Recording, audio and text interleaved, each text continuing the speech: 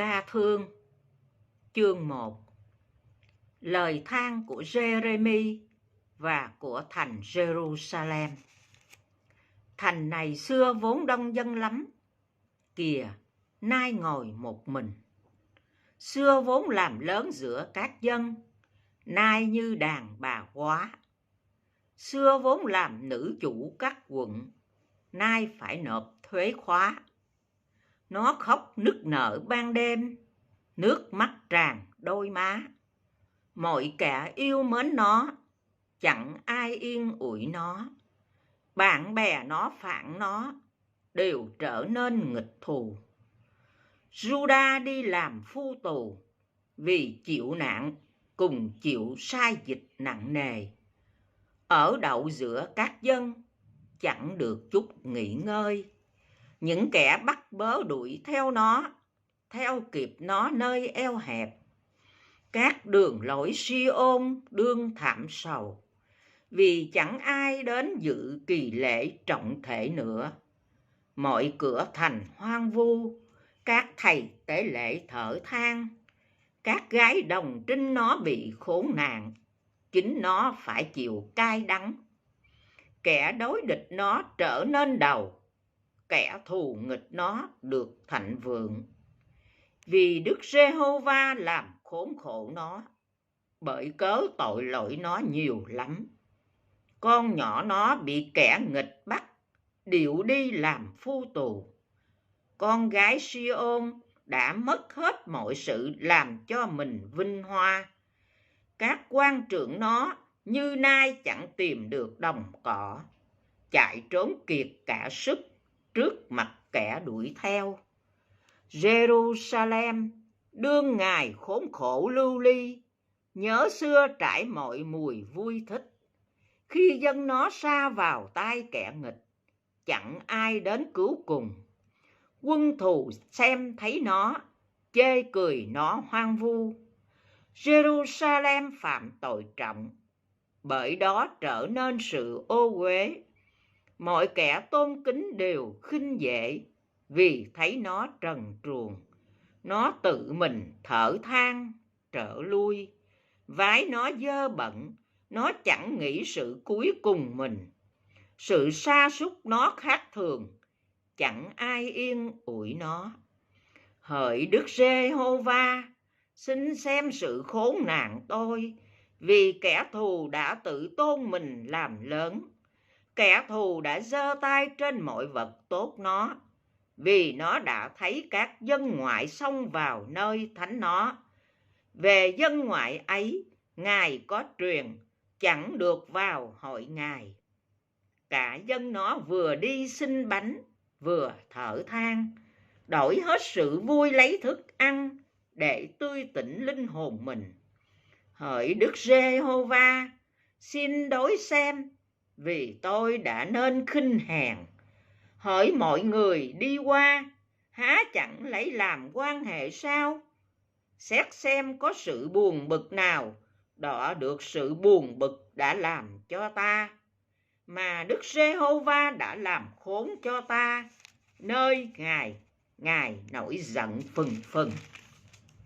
Ngài đã giáng lửa từ trên cao vào xương cốt ta và thắng được. Ngài đã giăng lưới dưới chân ta, làm cho ta thối lui. Ngài đã làm cho ta nên đơn chiếc, hằng ngày bị hao mòn. Ách của tội lỗi ta, Ngài buộc tay vào. Cả bó chất nặng cổ ta, Ngài đã bẻ gãy sức mạnh ta. Chúa đã phó ta trong tay chúng nó, mà ta không chống cự được. Chúa đã làm nên hư không, lính chiến ở giữa ta. Ngài đã nhóm hội lớn nghịch cùng ta, đặng nghiền kẻ trai trẻ ta. Chúa đã giày đạp như trong bàn ép con gái đồng trinh của Juda. Vậy nên ta khóc lóc, mắt ta tuôn nước mắt. Vì kẻ yên ủi làm linh hồn ta thì đã xa ta. Con cái ta bị đơn chiếc vì kẻ thù đã thắng trận. Si-ôn giơ tay, chẳng ai yên ủi nó. Đức Giê-hô-va đã truyền về Gia-cốp, những kẻ chung quanh nó nghịch cùng nó. Jerusalem ở giữa chúng nó như một sự ô uế. Đức Giê-hô-va là công bình, vì ta đã bạn nghịch cùng mạng Ngài. Hỡi các dân, xin hãy nghe hết thảy, hãy xem sự buồn bực ta. Gái đồng trinh và trai trẻ ta đã đi làm phu tù. Ta đã kêu gọi những kẻ yêu mến ta, nhưng họ lừa dối ta. Các thầy tế lễ và trưởng lão đã tắt hơi trong thành, khi họ tìm đồ ăn để tươi tỉnh linh hồn mình. Hỡi Đức Giê-hô-va, xin đối xem, vì tôi gặp hoạn nạn, lòng tôi bối rối, trái tim tôi chuyển động, vì tôi bạn nghịch lắm lắm. Ở ngoài có gươm dao, ở làm cho mất, trong nhà có sự tử vong. Người ta nghe tiếng tôi than thở, chẳng ai hề yên ủi. Mọi kẻ thù nghịch nghe tin tôi bị nạn, biết Ngài đã làm thì mừng rỡ. Ngài đã rao, Ngài sẽ khiến đến. Chúng nó sẽ giống như tôi. Nguyền cho mọi tội chúng nó bày ra trước mặt Ngài. Xin đãi chúng nó như đãi tôi, bởi cớ mọi tội lỗi tôi. Vì tôi than thở nhiều và lòng tôi mòn mỏi. Ca thương chương 2. Tả cảnh hủy phá thành Jerusalem.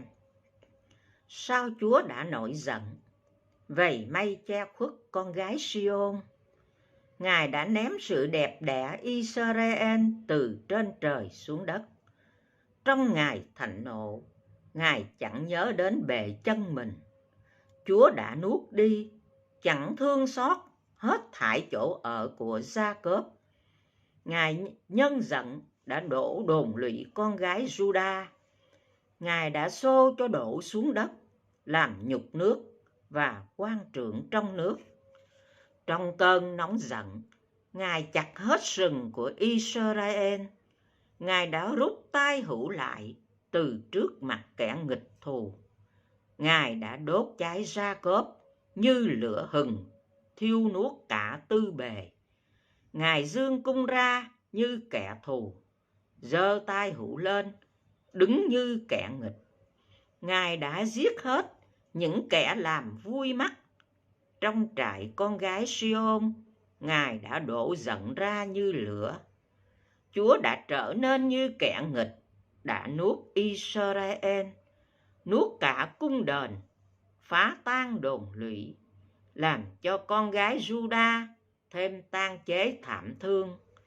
Ngài đã cất nhà tạm mình, đi cách mạnh bạo như thuộc về vườn, lại đã hủy nơi hội họp Ngài. Tại Siôn, Đức Giê-hô-va đã khiến Ngài hội trọng thể cùng Ngài Sa-bát bị quên đi. Trong cơn nóng giận, Ngài khinh dễ vua và thầy tế lễ. Đức Giê-hô-va đã bỏ bàn thờ, lại gớm nơi thánh. Ngài đã phó thành quách cung điện Si-ôn vào trong tay quân nghịch. Chúng nó làm ôm sòm trong nhà Đức Giê-hô-va như trong ngày hội trọng thể. Đức Giê-hô-va đã định phá hủy tường thành của con gái Si-ôn. Ngài đã giăng dây mực, chẳng ngừng tay về sự phá diệt. Ngài làm cho đồn lũy và tường thảm sầu hao mòn cùng nhau. Các cửa nó sụp trong đất. Ngài đã phá và bẻ các then chốt. Vua và quan trưởng nó ở giữa các nước, là nơi chẳng có pháp luật. Chính mình các tiên tri chẳng tìm được từ Đức Giê-hô-va sự hiện thấy chi. Các kẻ già cả gái Siôn nín lặng ngồi dưới đất, đầu đổ tro bụi, mình mặc bao gai. Các gái đồng trinh Jerusalem gục đầu đến đất. Mắt ta hao mòn vì chảy nước mắt, lòng ta bối rối. gan ta đổ trên đất vì sự hủy diệt con gái dân ta, vì con trẻ và các con đương bú ngất đi nơi các đường phố trong thành. Chúng nó nói cùng mẹ mình rằng tìm thóc và rượu ở đâu, khi ngất đi như kẻ bị thương nơi các đường phố trong thành, và khi chúng nó tắt hơi trên lòng mẹ mình. Ta làm chứng gì cho ngươi, hỡi gái Jerusalem, ta kể thí dụ chi? Ta lấy gì sánh cùng ngươi, đặng yên ủi ngươi, hỡi con gái đồng trinh Siôn? Sự phá hại ngươi to như biển, ai sửa sang lại được?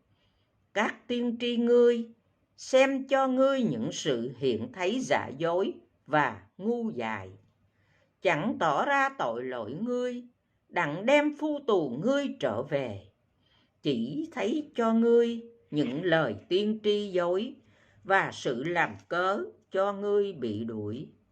Những người qua đường thấy ngươi thì vỗ tay, sỉ bán lắc đầu, vì thấy con gái của Jerusalem, nói rằng có phải này là thành mà người ta gọi là sự đẹp đẽ trọn vẹn, sự vui mừng của cả đất chăng? Mọi kẻ thù nghịch ngươi há miệng rộng nghịch cùng ngươi, sỉ bán, nghiến răng rằng chúng ta đã nuốt nó. Này, chắc là ngày chúng ta trông đợi, chúng ta đã tìm được, đã thấy rồi. Đức Giê-hô-va đã làm sự mình định, đã làm trọn lời mà xưa kia mình đã truyền. Ngài đã lật đổ chẳng thương xót, đã làm cho kẻ thù ngươi vui vì cớ ngươi, khiến sừng kẻ địch ngươi cất lên. Lòng dân ngươi kêu vang đến Chúa. Hỡi tường thành con gái Siôn, hãy cho nước mắt ngươi ngày đêm chảy như sông. Đừng cho nghỉ ngơi, con mắt ngươi chẳng thôi. Hãy trỗi dậy, kêu vang lúc ban đêm, vừa đầu các phiên canh, đổ lòng ra như nước ở trước mặt Chúa. Hãy giơ tay hướng về Chúa, vì sự sống con nhỏ ngươi. Chúng nó ngất đi vì đói nơi góc phố. Hỡi Đức Giê-hô-va, xin đói xem, Ngài đã hề đãi ai như thế? Đàn bà há ăn trái ruột mình, tức con cái ẵm trong tay ư? Thầy tế lễ cùng tiên tri há nên giết trong nơi thánh Chúa ư? Những người trẻ và già nằm sải trên đất trong đường phố. Những gái trẻ và trai trẻ ta đều ngã dưới mũi gươm. Ngài giết đi nơi Ngài thạnh nộ, tru diệt chẳng xót thương. Ngài đã nhóm như Ngài hội trọng thể những sự kinh hãi của tôi mọi bề. Nơi Ngài thạnh nộ của Đức Giê-hô-va, chẳng ai thoát khỏi và sót lại. Những kẻ tôi đã bồng ẵm và thấy lớn lên, thảy đều đã bị quân nghịch hủy hoại. Ca thương chương 3. Sự phàn nàn, trông mong, đành chịu của Giê-rê-mi. Ta là người đã thấy khốn khổ bởi gậy thạnh nộ của Ngài. Ngài đã dắt ta và khiến ta bước đi trong tối tăm, chẳng bước đi trong sáng láng. Chắc Ngài trở tay cản Ngài, nghịch cùng ta nhiều lần.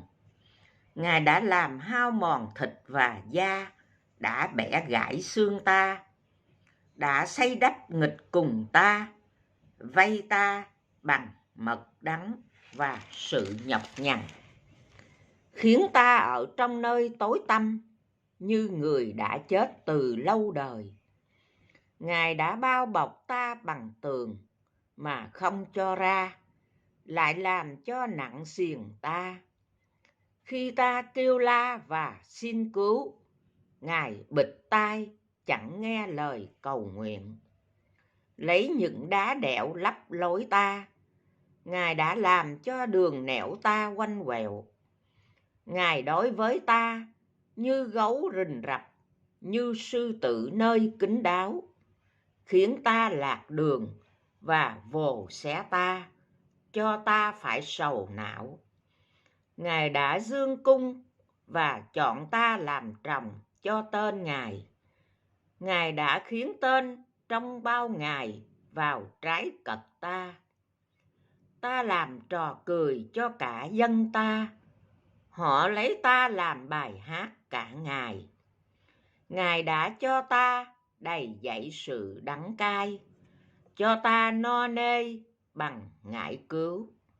Ngài đã lấy sỏi bẻ răng ta, vùi ta vào trong tro. Ngài khiến hồn ta xa sự bình an. Ta đã quên phước lành. Ta rằng hết sức mạnh ta, dứt lòng trong đợi Đức Giê-hô-va. Hãy nhớ đến sự hoạn nạn khốn khổ ta là ngải cứu và mật đắng.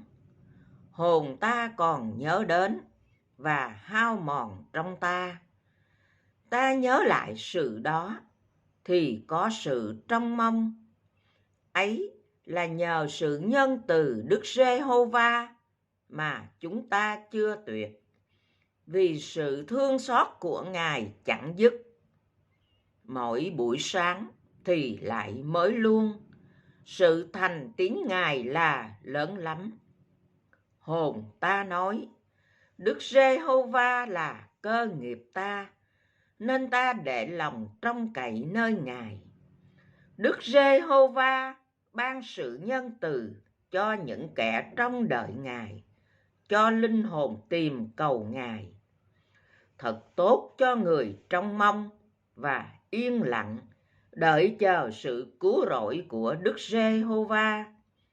Thật tốt cho người mang ách lúc trẻ thơ.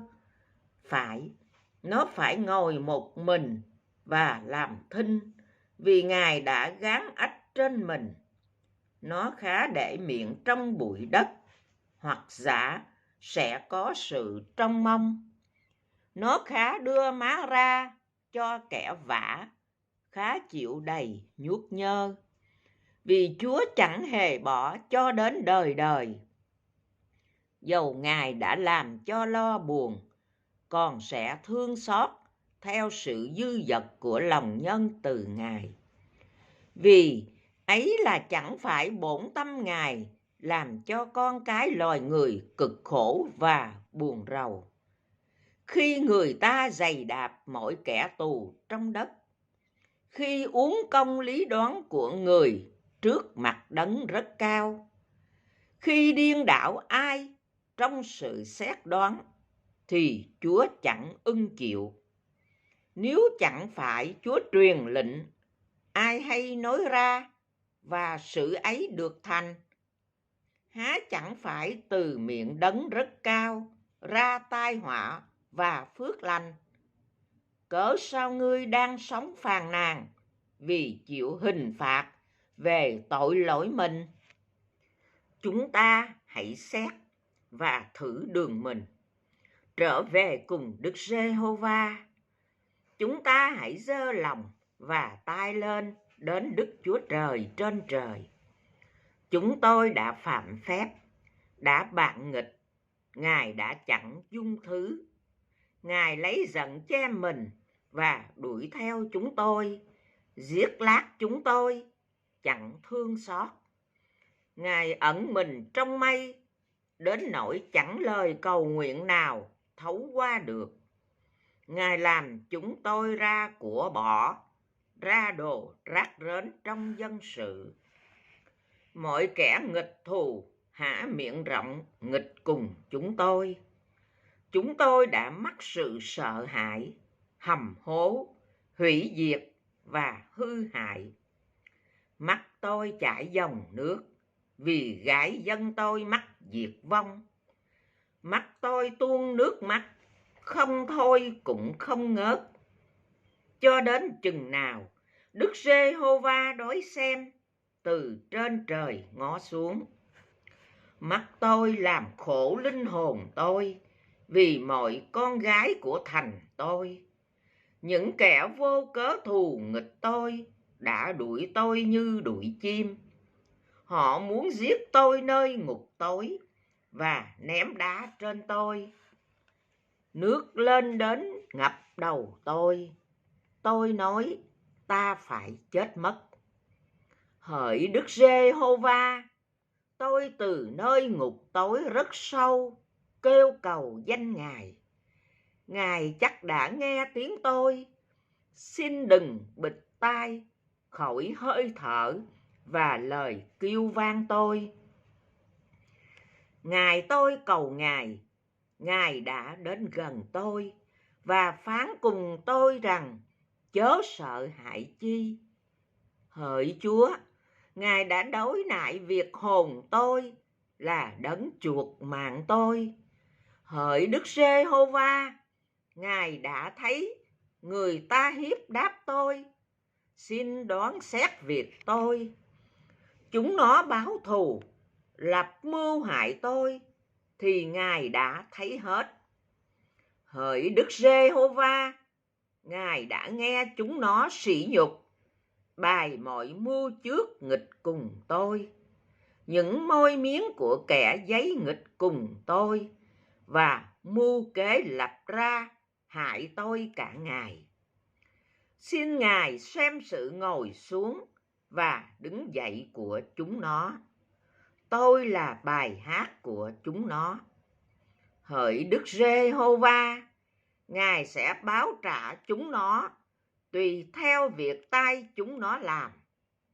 Ngài sẽ ban lòng cứng cỏi cho chúng nó, sự rủa xả giáng trên chúng nó. Ngài sẽ lấy cơn giận và đuổi theo, hủy hoại chúng nó khỏi dưới trời của Đức Giê-hô-va. Ca thương chương 4. Những ngày sau rốt sự vây thành. Than ôi, vàng mờ tối, vàng ròng biến đổi giường nào. Đá nơi thánh đổ ra nơi mọi góc đường phố. Các con trai của Si-ôn quý báu khác nào vàng ròng, nay coi như bình đất sét, là việc của tay thợ gốm làm. Chính các chó rừng còn đưa vú ra cho con nó đặng cho bú. Song con gái dân ta trở nên hung dữ như chim đà ở nơi đồng vắng. Con mới đẻ khao khát lắm, lưỡi nó dính với cuống họng. Trẻ nhỏ đòi bánh chẳng ai bẻ cho. Những người quen nếm mùi cao lương đơn chiếc trong các đường phố. Những kẻ dưỡng nuôi trong đồ điều đỏ nay ôm lấy đóng phân tro. Tội lỗi con gái dân ta lớn hơn tội lỗi Sô-đôm, là thành bị đổ như trong giây phút, chẳng ai giơ tay ra trên nó. Các người sang trọng của nó tinh hơn tuyết, trắng hơn sữa, nước da đỏ hồng hơn san hô, mình mẩy sáng ngời như bích ngọc. Nay mặt đen hơn than, chẳng ai nhận biết trong đường phố, còn xương bọc lấy da, khô rang như khúc gỗ. Những người bị gươm giết may hơn kẻ bị chết đói, vì thiếu sản vật ngoài đồng. Người lần lần hao mòn như bị đâm. Chính tay người đàn bà vẫn có lòng thương xót, nấu chín con cái mình, dùng làm đồ ăn cho mình, giữa khi con gái dân ta bị phá hại. Đức Giê-hô-va đã làm trọn sự giận của Ngài, đổ cơn thạnh nộ Ngài ra. Ngài đã đốt lửa tại Si-ôn, thiêu nuốt nền nó. Các vua trên đất, cả dân cư thế gian vốn chẳng ngờ, kẻ thù quân nghịch sẽ tràn vào các cửa thành Jerusalem. Ấy là vì cớ tội lỗi của các tiên tri nó và sự gian ác của các thầy tế lễ nó. Họ đã đổ giữa nó huyết của người công bình. Họ đi quanh dọc đường như kẻ mù, bị máu làm ô uế, đến nỗi không ai có thể rờ đến áo sống họ. Người ta kêu bảo chúng rằng: hãy xê ra, chẳng sạch, hãy xê ra, đừng rờ đến. Khi họ trốn tránh đi lưu lạc, dân ngoại kêu rằng chúng nó sẽ không trú ngụ ở đây nữa. Cơn giận Đức Giê-hô-va đã làm tan lạc chúng. Ngài chẳng đói xem nữa. Chúng nó chẳng nể mặt thầy tế lễ, cũng chẳng kính người già cả. Mắt chúng ta mòn mỏi trong sự cứu luống công. Chúng ta trông đợi hướng về một dân không thể cứu. Chúng nó dòm ngó chân chúng ta, đến nỗi chúng ta không bước ra nơi đường phố. Sự cuối cùng chúng ta đã gần, ngày chúng ta đã trọn. Phải, sự cuối cùng chúng ta đã đến. Kẻ đuổi theo chúng ta thật lẹ hơn con chim ưng trên trời, đuổi theo chúng ta trên các núi, rình rập chúng ta trong đồng vắng. Hơi thở của mũi chúng ta, tức là kẻ chịu sức dầu của Đức Giê-hô-va, thì đã mắc bẫy rồi. Về người, chúng ta thường nói rằng chúng ta nấp dưới bóng người mà sống giữa các nước. Hỡi con gái Ê-đôm ở đất Úc Sơ, hãy vui mừng hớn hở, cái chén cũng sẽ trao đến mày, mày sẽ say mê và trần truồng. Hỡi con gái Si-ôn, sự phạt tội lỗi mày đã trọn, Ngài không đài mày đi làm phu tù nữa. Hỡi con gái Ê-đôm, Ngài sẽ thăm phạt tội mày, phô bày gian ác mày. Ca thương chương 5. Lời cầu nguyện của dân bị hà hiếp. Hỡi Đức Giê-hô-va, xin nhớ sự đã giáng trên chúng tôi. Hãy đối xem sự sỉ nhục chúng tôi. Sản nghiệp chúng tôi đã sang tay dân ngoại, nhà cửa thuộc về người giống khác. Chúng tôi mất cha phải mồ côi, mẹ chúng tôi trở nên góa bụa. Chúng tôi uống nước phải trả tiền, phải mua mới có củi.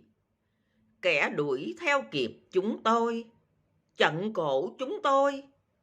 Chúng tôi đã mệt mỏi rồi, chẳng được nghỉ. Chúng tôi giang tay hướng về những người Ê-díp-tô và A-si-ri, đặng có bánh ăn no nê. Tổ phụ chúng tôi đã phạm tội, nay không còn nữa. Chúng tôi đã mang lấy sự gian ác họ. Kẻ đầy tớ cai trị chúng tôi, chẳng ai cứu chúng tôi khỏi tay họ. Chúng tôi liều mạng mới có bánh mà ăn, vì cớ mũi gươm nơi đồng vắng. Da chúng tôi nóng như lò lửa, vì cơn đói thiêu đốt chúng tôi. Chúng nó đã làm nhục đàn bà tại Si-ôn và gái đồng trinh trong các thành Giu-đa. Tai chúng nó đã treo các quan trưởng lên, chẳng kính trọng mặt các người già cả. Kẻ trai tráng đã phải mang cối, trẻ con vấp ngã dưới gánh củi. Các người già cả không còn ngồi nơi cửa thành. Bọn trai trẻ không còn chơi đàn hát. Lòng chúng tôi hết cả sự vui, cuộc nhảy múa đổi ra tan chế. Mão triều thiên rơi khỏi đầu chúng tôi. Khốn cho chúng tôi, vì chúng tôi phạm tội. Vì vậy, lòng chúng tôi mòn mỏi, mắt chúng tôi mờ tối. Vì núi Siôn đã trở nên hoang vu, chồn cáo đi lại trên đó. Hỡi Đức Giê-hô-va, Ngài còn đời đời, ngôi Ngài còn từ đời này sang đời kia. Sao Ngài quên chúng tôi mãi mãi, lìa bỏ chúng tôi lâu vậy? Hỡi Đức Giê-hô-va, hãy xây chúng tôi trở về Ngài, thì chúng tôi sẽ trở về, làm những ngày chúng tôi lại mới như thuở xưa.